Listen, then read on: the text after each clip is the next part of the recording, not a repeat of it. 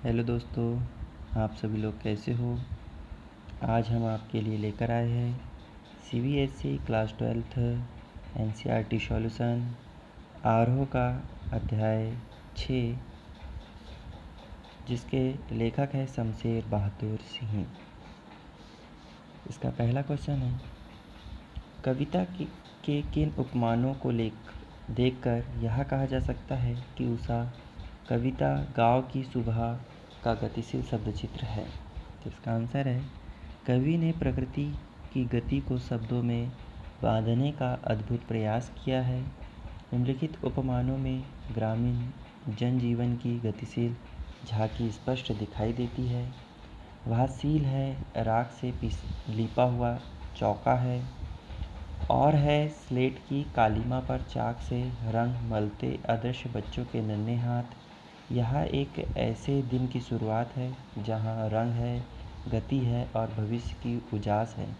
ये शब्दचित्र गतिशील क्रिया का संपादन करते हैं, अर्थात पहले चौका लीपा जाता है, फिर सील रखी जाती है, उसके बाद बच्चों के हाथों स्लेट दी जाती है।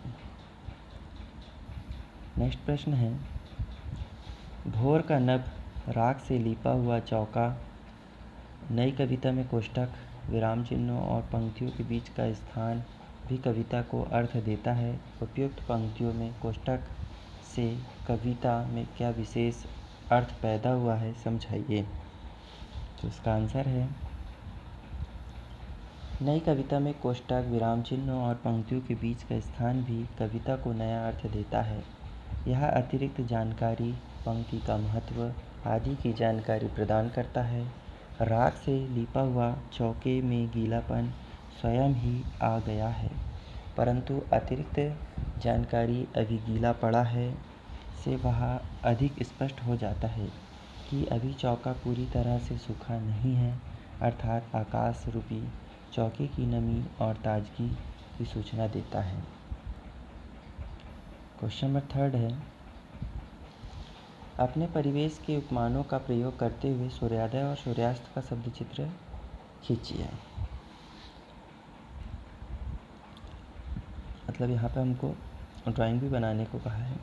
तो इसका आंसर हम लिखेंगे, प्रातःकालीन सूर्य उदित हो रहा है, जो ऐसा लगता है मानो वह अपने सुनहरे वस्त्रों की रोशनी से आकाश और धरती दोनों को भर देता है। सभी अपने दिन की शुरुआत उस सुनहरी आभा से करते हैं। धीरे धीरे दिन आगे बढ़ता है। सूर्यास्त के समय जैसे हम अपनी पोशाक बदल कर सोने जाते हैं, वैसे ही सूर्य हल्की लाल पोशाक पहनकर सोने के लिए तैयार हो जाता है।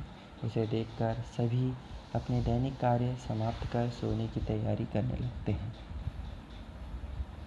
इस प्रकार उषा जो चैप्टर है हमारा शमशेर बहादुर सिंह का, यह कंप्लीट होता है। इसके क्वेश्चनों के आंसर